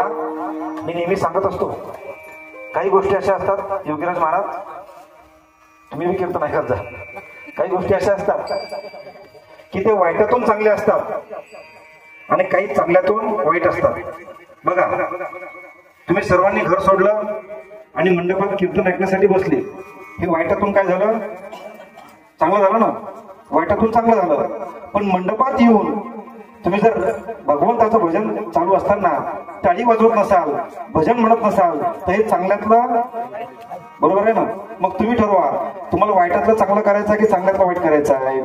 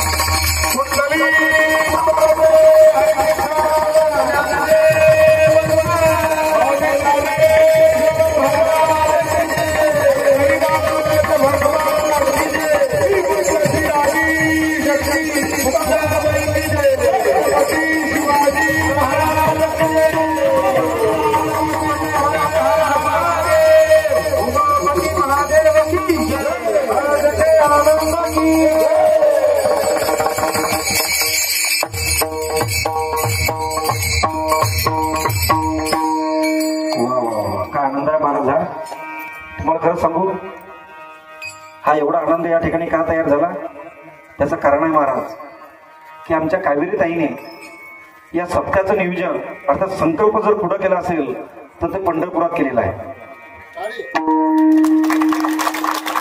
त्यांनी पंढरपुरातला आमचा सप्ताह ऐकला, ते गायनाचार्यांचं गायन ऐकलं, मृदंग ऐकला, कीर्तन ऐकलं 7 दिवस. शिंदे महाराजांचं कीर्तन, नितीन महाराजांचं कीर्तन, बाबांचं कीर्तन, हा सोहळा तिथं ऐकला आणि संकल्प तिथं केला. आणि सत्य संकल्पाचा दाता नाव आहे. एवढ्या पवित्र ठिकाणी संकल्प केला असेल तर नक्कीच पूर्ण करणारा तो भगवान परमात्मा आहे. आणि संकल्प असा पूर्ण केला महाराज की मी बोलून गेलो, हा सुख सोहळा स्वर्गी नाही. खरं सांगतो तुम्हाला, हे महाराज लोक मिळत नाही हो. धीरज महाराजला एवढे फोन लावले मी कधीसाठी, जेरिया कोणी मिळत नाही. पण या ठिकाणी याचं कारण असं आहे महाराज की या ठिकाणी आणणारा त्यांना भगवान परमात्मा आहे. मी वहिनी नेहमी सांगत असतो कि इरादों से कुछ नहीं होता, बार बार टूट जाती है. इरादों से कुछ नहीं होता, बार बार टूट जाती है. यहाँ तो वही लोग आते हैं जिनको भगवान परमात्मा बुलाते हैं. भगवंताच्या दरबारामध्ये संकल्प केला आणि म्हणून महाराज त्या संकल्पाला एवढं मोठं रूप प्राप्त झालं. विठ्ठल विठ्ठल. काय सांगत होतो मी? म्हणा कीर्तन जनाबाई सांगत होतो. देववसे चित्ती. महाराज आमच्या जनाबाईने सुद्धा भगवान परमात्माला कुठे ठेवलं? धरीला पंढरीचा चोर. ऐका चरित्र. 7-8 वर्षाची जनाबाई दरवाजामध्ये उभी होती आणि महिना होता आषाढ. मराठवाड्यातून दिंड्या गंगाखेडवरून पंढरपूरला चालल्या होत्या आणि दिंडीमध्ये भजन सुरू होतं. ज्ञानदेव तुकाराम, ज्ञानदेव तुकाराम, ज्ञानोबाराया माझ्या तुकोबाराया. हे भजन ऐकलं आमच्या जनाबाईने. आणि जनाबाई म्हणते बाबा होय भजन कुठं चालू आहे? ह्या दिंड्या कुठं निघाल्या? बापाने सांगितलं जने तुला माहिती नाही? अगं ह्या दिंड्या पंढरपूरला निघाल्या. त्या पंढरपूरला आपल्या जगाचा मालक आपला मायबाप पांडुरंग परमात्मा राहतो ना. आणि दरवर्षी त्यांची वारी केली पाहिजे. मग का हो बाबा आपण गेलो तो नाही का हो चालणार पंढरपूरला? चला आपण सुद्धा यांच्यासोबत जाऊ. महाराज जनाबाईचा हट्ट होता म्हणून वडिलांनी सुद्धा तयारी केली, वळकटी बांधली आणि दिंडीमध्ये सामील झाले. भजन करत करत मुक्काम दर मुक्काम करत करत पंढरपूरला पोहोचले. आणि पंढरपूरला गेल्यानंतर पहिल्यांदा जनाबाई भगवंताच्या दरबारामध्ये गेली, पांडुरंगाचं दर्शन घेतलं आणि जनाबाई भगवंताला पाहतच राहिली. राजस सुकुमार मदनाचा पुतळा पाहतच राहिली. महाराज 1 दिवस झाले, 2 दिवस झाले, 3 दिवस झाले, नवे 5 दिवस झाले, पण जनाबाई काही मंदिर सोडायला तयार नव्हती. शेवटी वडील म्हटले जने अगं चाल घरी. दशमी होती, दशमी झाली, एकादशी झाली, द्वादशी झाली, आता पौर्णिमेचा दिवस उजाडला. चाल जने आपण आता घरी गेलो पाहिजे. जनाबाईने सांगितलं बाबा मी पंढरपूरला आली ती घरी परत जाण्यासाठी नाही, मी आता इथंच थांबणार आहे. काय बोलते जने? अगं मंदिरात थांबशील? हो बाबा. कुठं राहशील? बाबा मी याच मंदिराच्या पायऱ्यावर कुठेतरी झोपेल. काय खाशील? बाबा पांडुरंगाच्या गळ्यातले निर्माल्याचे तुळशीचे हार मी सकाळ संध्याकाळ खात जाईल, पण मी आता घरी येणार नाही. 5 दिवस समजून सांगलं सज्जनानो, पण जनाबाईने काय ऐकलं नाही. शेवटी बापाने विचार केला, कारण मुलीवर जर सर्वात जास्त प्रेम कोण करत असेल तर बाप करत असते. तुम्हाला सर्वांना माहिती आहे. अरे आयुष्यात कधी बाप कोणाच्या पुढे रडला नाही. किती मोठा प्रसंग येऊ द्या, डोंगरासारखं दुःख येऊ द्या, पण बाप कधी रडत नाही. पण मुलगी ज्या वेळेस सासरी जाते ना त्यावेळेस कठोर अंतकरणासारखा बाप रडल्याशिवाय राहत नाही. काय मागते होती मुलगी? अरे मुलगा तरी इस्टेट मागेल, पण मुलगी काय मागते? निस्वार्थ प्रेम आपल्या बापावर करत असते. लक्षात ठेवा, निस्वार्थ. 20-22 वर्षाच्या घराला माझं माझं म्हणते, पण एक दिवस तेच घर सोडून तिला जावं लागते. सांगू तुम्हाला, ज्या घरी जायचं असते ना सज्जनानो, त्या घराचा दरवाजा त्या मुलीला माहिती नसतो, त्या घरातल्या लोकांचा स्वभाव माहिती नसतो. आणि अशा माहिती नसणाऱ्या स्वभावामध्ये आपला स्वभाव मिसळून आयुष्यभर त्या घरामध्ये आता राहायचं असते. अरे घराची काळजी करणारा बाप असतो, पण बापाची सुद्धा काळजी करणारी जर कोण असेल तर मुलगी असते. काय मागते होती बापाला? काहीच मागत नाही. तुमच्या सर्वांच्या जीवनामध्ये प्रसंग घडलेला आहे विदाईचा. ज्यावेळेस ती मुलगी घर सोडते ना त्यावेळेस तिचं रडणं पहा, तिच्या रडण्याकडे लक्ष द्या. आपल्याला सासरला गेल्यानंतर किती दुःख होईल याच्यासाठी ती रडत नाही. माझं कसं होईल याच्यासाठी रडत नाही. ती फक्त रडते की मी गेल्यानंतर माझ्या बापाचं कसं होईल. सर्वांजो रडते. आपल्या आबाच्या पाया पडते, आजोबा माझ्या वडिलांना सांभाळा हो. महिन्यापासून माझ्या लग्नाची तयारी करत होते, वेळेवर त्यांना जेवण मिळालं नाही. मी गेल्यानंतर तुम्ही त्यांच्याकडे लक्ष द्या. सज्जनांनो, आजीच्या पाया पडते. आजीला सुद्धा ते सांगते, आजी मी चालली का आजी, पण लक्षात ठेव आज दिवसभर झाले माझ्या बापाच्या तोंडामध्ये अन्नाचा घास गेला नाही आजी. मी गेल्यानंतर मला वचन दे की माझ्या वडिलांना तू पोटभर जीव घालशील. कोणासाठी रडते ती? सर्वांसोबत मला सर्वांच्या गळ्यामध्ये पडेल. आईच्या गळ्यामध्ये पडते. आईच्या आई का ग किती टोचून बोलायची ग माझ्या बाबांना, किती टोचून बोलायची. आणि तुझ्या रागामुळे माझे वडील कधी कधी जेवण करत नव्हते. त्यावेळेस पहा ना, ही मुलगी बापाजवळ जाते आणि बापाला विचारत होती, बाबा काय झालं बाबा, तुमची तब्येत बरोबर नाही का, तुम्हाला गोळ्या आणून देऊ का बाबा. आणि का हो बाबा तुमचे कपडे किती मळलेले आहेत, द्या ते कपडे माझ्याकडे, मी तुम्हाला कपडे धुवून देते. अरे घराची काळजी करणारा बाप असतो, पण बापाची काळजी करणारी मुलगी असते. लक्षात ठेवा सज्जनांनो, एका बापाचं वर्ष श्राद्ध आहे म्हणून तुमच्या पुढे विषय मांडतो. काय प्रेम असते दादा मुलीचं आपल्या बापावर. आई मला वचन दे की आजपासून तू माझ्या बाबांना कधी टोचून बोलशील नाही. मोठ्या भावाच्या गळ्यात पडेल, दादा मी चालली रे, चालली दादा, पण तू सुद्धा मला एक वचन दे की आपले वडील किती म्हातारे होऊ दे, पण तू त्यांचा सांभाळ केल्याशिवाय राहणार नाही. मला जोपर्यंत तू वचन देत नाही ना तोपर्यंत मी सासरी जाणारच नाही. कोणासाठी रडते मुलगी? लहान भावाजवळ जाते, दादा अरे तू लहान होतास रे, किती हट्ट करायचास रे. अरे स्वतः आपला बाप फाटके कपडे घालत होता आणि आपल्याला नवीन आणून देत होता, स्वतः उपाशी राहत होता, पण बाजारातून नवीन नवीन वस्तू खाण्यासाठी आपल्याला आणून देत होता. सज्जनांनो, मुली एवढं प्रेम बापावर कोणीच करत नाही. जणे अगं मी एक बाप आहे आणि तू माझी मुलगी आहेस, मी तुला सोडून कसं जाऊ शकतो, चाल जने घरी. पण जनाबाई काही ऐकत नव्हती. सज्जनांनो, मी नेहमी असं सांगत असतो की आई बापाने आपल्या मुलीचा हात किंवा मुलीचा हात कधी सोडू नये, बरं कधी आयुष्यात सोडू नये. पण पुढचं वाक्य ऐका, जर मुलाचा किंवा मुलीचा हात सोडण्याची पाळी आली ना तर त्यांचा हात कोणीतरी साधू संतांच्या हातात दिल्याशिवाय माय बापानं कधी राहू नये.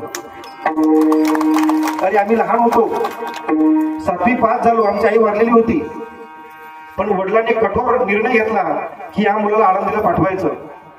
आमचे संतोष महाराज, तसंच आम्ही त्यांना पिंटू महाराजच म्हणतो, आमचे मोठे भाऊ आहेत, ते घरी असताना आम्हाला मृदंग शिकवायचे. अरे आमचे बापू यांनी काय केलं, संसारातून आमचा हात काढला आणि ज्ञानोबांच्या समाधीच्या हातामध्ये आमचा हात दिला. परिणाम आम्ही यांच्या पुढे आज कीर्तनकार झालो. म्हणून नेहमी आम्ही सांगतो की मुलाचा हात सोडू नये, आणि सोडला तर संतांच्या हातात दिल्याशिवाय राहू नये. ज्याने चाललं घरी, पण जनाबाईनं ऐकलं नाही. बापाने विचार केला, प्रेम असते ना, की अरे मुलीला मी कसं सोडू. लक्ष केलं महाराज एका संतांकडे की या संतांच्या हातामध्ये जनीचा हात दिला पाहिजे. म्हणून नामदेव महाराजांचं कीर्तन चालू होतं. कीर्तनाच्या जवळ नेऊन उभं केलं आणि जनाबाईचा बाप घरी निघून गेला. सज्जनांनो, ज्यावेळेस कीर्तन संपलं, लक्ष गेलं कोणीतरी मुलगी आपल्या जवळ उभी आहे. का का मुली, काय तुझं नाव? सांगितलं, बाबा हिला जनी म्हणतात. कुठं राहतेस? इथंच राहते बाबा. काय खातेस? काय जे मिळेल ते खाते बाबा. मग का तुला राहायला घर नाही? नाही हो बाबा, मला राहायला घर नाही. मग चालशील का माझ्या घरी? येईल ना बाबा, पण तुला माझ्या घरी काम करावं लागेल. बाबा तुम्ही सांगाल ते काम करील. गौऱ्या वेचावं लागतील बरं. चालेल बाबा, काही हरकत नाही. चला मी तुमच्या सोबत येते, पण बाबा तुमच्या सोबत आल्यानंतर मला तुमचं कीर्तन ऐकायला मिळेल ना? हो हो म्हटले, कीर्तन ऐकायला मिळेल. जनाबाईला नामदेव महाराज घरी घेऊन जाता. माझ्याकडे वेळ कमी आहे सज्जनांनो, मी क्षमा मागून बोलतो. मला आमच्या बंधूंनी 10 वाजेपर्यंतच वेळ दिला होता, पण अवघ्या 5-7 मिनिटांमध्ये मी सेवा टोकण्याचा प्रयत्न करतो की कोणाच्या चित्तामध्ये भगवान परमात्मा वसलेला आहे. मागणी मागितली कोणाची? देव वसे चित्ती. जनाबाईने कसे भगवान परमात्माला आपल्या अंतकरणामध्ये बसवलं. सज्जनानो, गौऱ्या वेचण्याचं काम जनाबाईकडे आलं. ज्यावेळेस जनाबाईने ते काम चोखपणे केलं, चांगलं केलं, त्यावेळेस जनाबाईचं प्रमोशन झालं आणि जनाबाईकडे काम आलं दडण्याचं. जातं माहिती आहे तुम्हाला, जात्यावर. पण दळत असताना जनाबाई कशी दळत होती? भगवान परमात्म्याची ओवी म्हणत होती आणि भगवान परमात्म्याला बोलत होती. सुंदर माझे जाती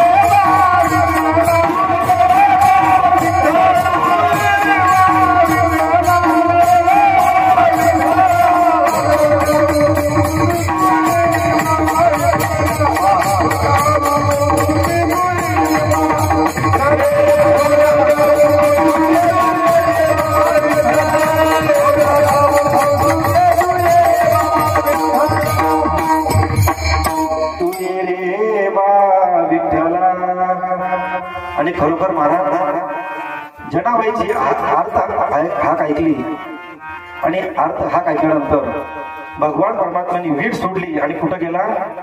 जनाबाईच्या झोपडीमध्ये. आणि जनाबाईला दळून दळू लागला.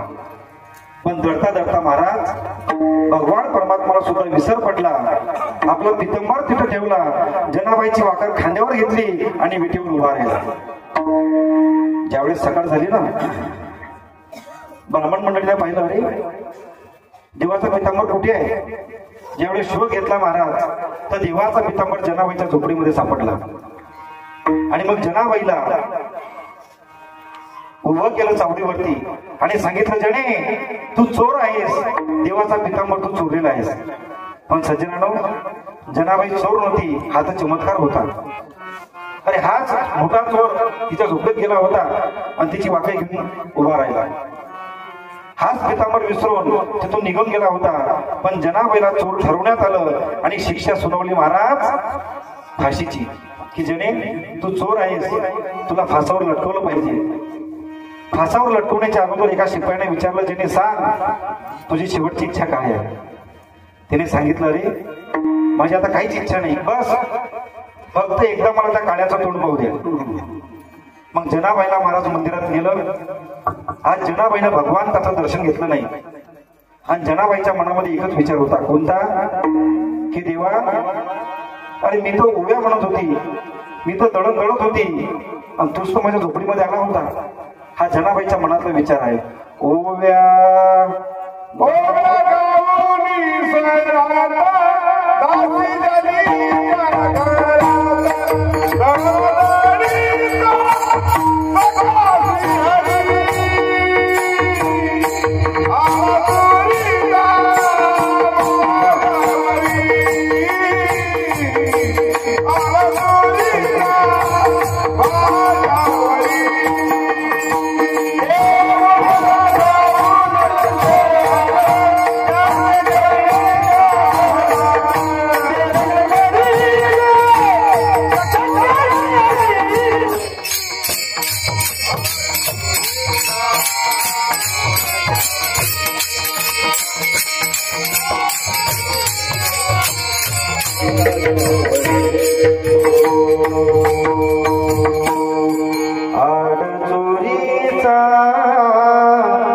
माझ्यावरी काय म्हणते जनाबाई?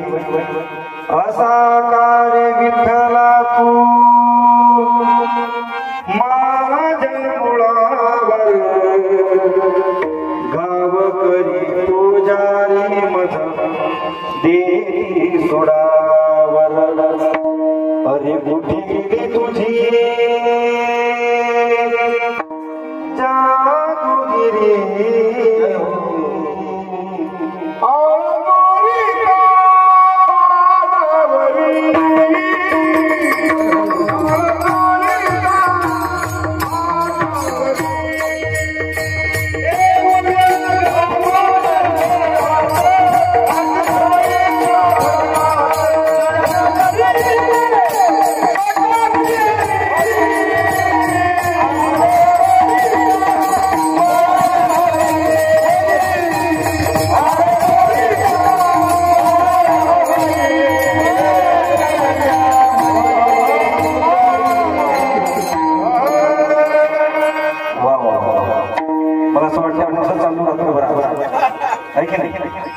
आज जागराचा दिवस आहे.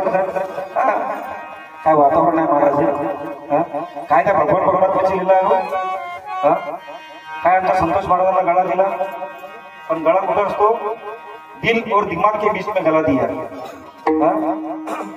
काय महाराज, सुंदर असा आनंद आहे. जनाबाई म्हणते कुठे गेली तुझी जादूगिरी अडचोडीचा माझ्यावरी. सज्जनानो, आता फाशीवर जायचं आहे म्हणून जनाबाई देवाच्या समोर उभी राहिली.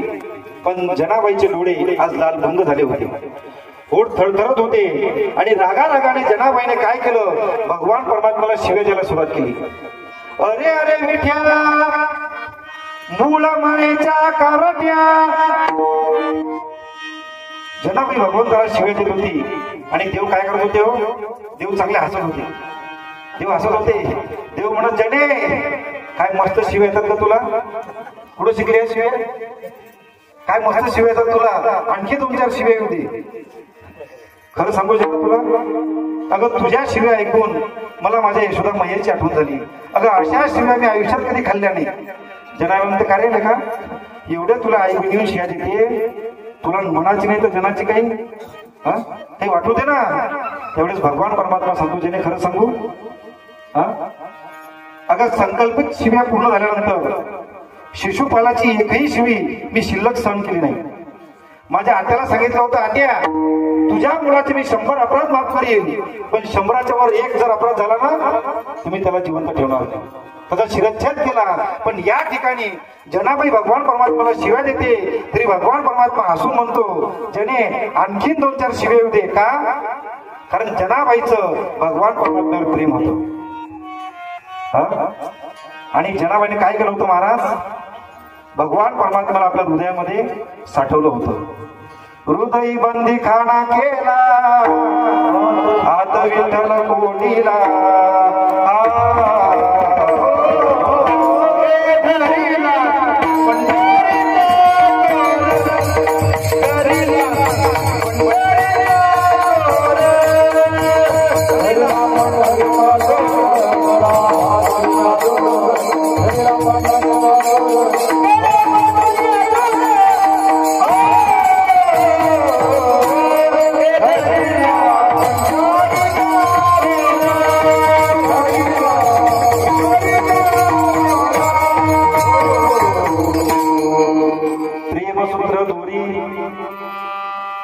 जिकडे जातो तिकडे नेतो हरी.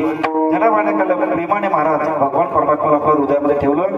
जगद्गुरु तुकोबारांना तेव्हा काहीच नको, फक्त मला काय कर, असे जे जनाबाई सारखे संत आहेत ना त्यांची मला काय दे?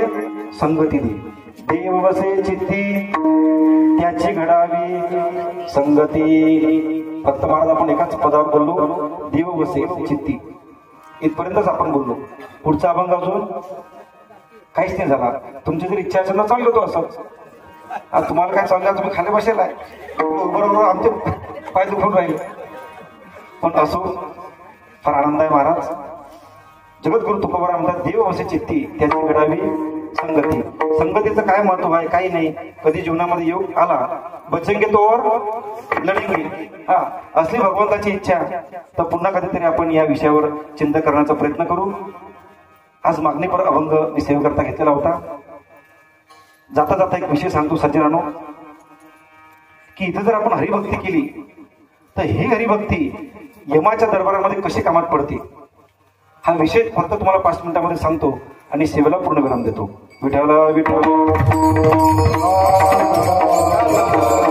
काय झालं? वर्षी श्राद्धापर्यंत तो जीवात्मा भरकटत असतो आणि वर्षी श्राद्ध आलं की त्याची गती ठरते की हा कोणत्या गतीला जाईल. मग यम काय करतो महाराज? यमाचे यमदंड पळतील माथा. यमाचा जो यमदंड असते की नाही तो असा आडवा पडते बापू, आणि त्या दंडाच्या पाठीमागे हजारो लोक उभे असतात, लाखो हजारो, म्हणजे जेवढे मागच्या वर्षी वारले तेवढे सर्व लोक त्या लाईनीमध्ये उभे असतात. मग काय झालं? त्या लाईनीमध्ये आमचे अशोक काका सुद्धा उभे होते ताई. हजारो लोक होते, काका सुद्धा त्याच्यामध्ये होते. आणि काय सज्जनानो, जेवढे लोक लाईनीमध्ये उभे होते ना त्या प्रत्येकाच्या हातामध्ये 2 पिशव्या होत्या. पौर्णिमाताई 2 पिशव्या. पहिली पिशवी म्हणजे वेष्टी पुण्य आणि दुसरी पिशवी म्हणजे समष्टी पुण्य. वेष्टी पुण्य म्हणजे आपण जे स्वतः पुण्य केलं त्या पुण्याची एक पिशवी, आणि समष्टी पुण्य म्हणजे ते गेल्यानंतर त्यांच्या कुटुंबाने जे पुण्य केलं की नाही ते समष्टी पुण्य. अशा 2 पिशव्या प्रत्येकाच्या हातामध्ये भरलेल्या होत्या. मग यमाचे दूत काय करत होते? प्रत्येकाची पिशवी महाराज उघडून पाहत. तर कोणाच्या पिशवीमध्ये महाराज लोकांना लुबाडलेलं, खोटं बुडलेलं, वाईट ते पिशवीमध्ये दिसलं की यम काय करत?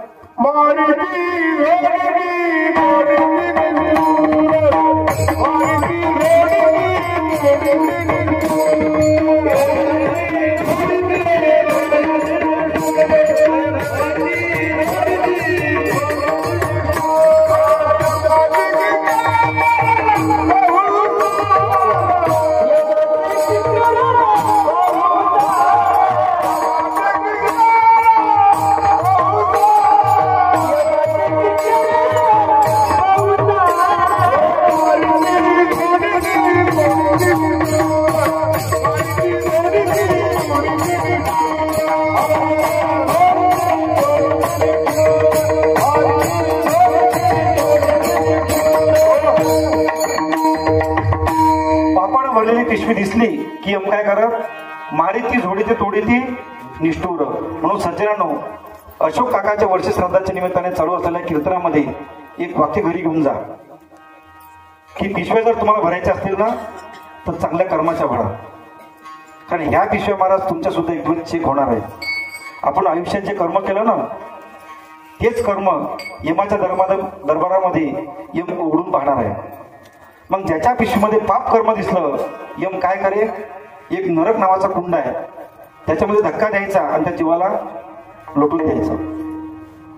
असं करता करता महाराज 100 माणसं झाले, 200 झाले, पण त्याच्यानंतर नंबर लागला आमच्या अशोक काका दळवी यांचा. 2 पिशव्या हातामध्ये होत्या. ज्यावेळेस त्या यमाच्या दंडापर्यंत गेले आणि गेल्यानंतर काय झालं महाराज? त्या यमाच्या दूताने अशोक काकांच्या हातची उजव्या हाताची पिशवी घेतली विष्टी पुण्याची आणि उघडून पाहिली तर काय विचारता महाराज? त्या पिशवीमध्ये असे पुण्यकर्म लपलेले होते की अशोक काकांनी जे गंगासागरची यात्रा केली ना त्या यात्रेचं पुण्य त्या पिशवीमध्ये होतं. द्वारकेची यात्रा, घरामध्ये पंढरपूरची वारी, सत्संग, त्यांच्या काळामध्ये जे काय मला संस्कार त्यांनी आपल्या मुलींवर, आपल्या सोमेश या मुलावर जे काय संस्कार केले असतील, दान धर्म केला असेल, सर्व त्यांच्या त्या उजव्या हाताच्या पिशवीमध्ये यमाला दिसलं. यमाने धन्यवाद दिले, म्हटले वा काय पिशवी आहे तुमची. पण यमाला असं वाटलं अरे ठीक आहे, हा माणूस सद्ग्रस्त आहे, हा असताना याने पुण्य केलं, पण याच्या हातामध्ये जी समष्टी पुण्याची पिशवी आहे ना याच्यामध्ये काहीतरी वाईट कर्म असेल.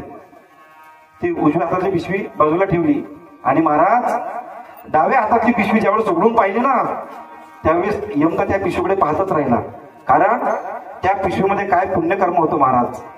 यम वाचत होता अशोक काका दळवी यांचं पुण्यकर्म की अशोक काका दळवी गेल्यानंतर त्यांच्या वर्षी श्राद्धानिमित्त जी भागवत कथा चालू होती ना त्या भागवत कथेचं पुण्य यम वर वाचत होता.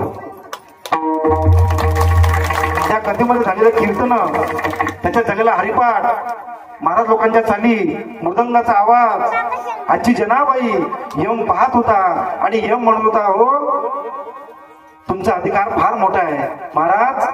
यमन आपला दंड बाजूला केला आणि अशोक काका दळवी यांना समोरची वाट दाखवली.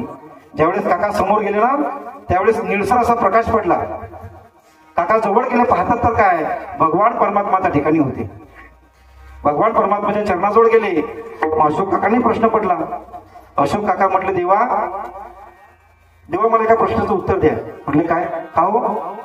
माझ्या समोर जेवढे माणसं होते लाईनीमध्ये तेवढे सर्व माणसांना त्या यमाने नरक या कुंडामध्ये लुटून दिलं, पण मलाच का तुमच्यापर्यंत पाठवलं? त्यावेळेस भगवान परमात्माने सुद्धा वैकुंठामध्ये सांगितलं की ऐका तुमचं पुण्य, तुम्ही इकडे आल्यानंतर तुमचे जे पत्नी आहे, तुमचा मुलगा आहे, तुमच्या मुली आहेत ना, अहो तुमच्या नावाने त्यांनी अखंड हरिनाम सप्ताह केला आणि त्या पुण्यामुळे ती माझ्या चरणापर्यंत आली.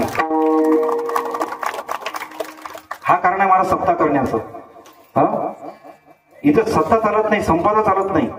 हा करा हरिभक्ती परलोकीय कामा सोडविल यमा वासुकिया. म्हणून काकांची सद्गती झाली असं म्हणण्याचं काही कारण नाही. जो एखादा म्हणत असेल की काकांना सद्गती लाभो तू मूर्ख आहे. अरे एवढा मोठा उत्सव जर तुम्ही करत असाल तर मनात शंका करायचं काम नाही. काकांचं स्थान आहे भगवान परमात्माचं वैकुंठच आहे. ज्ञानेश्वर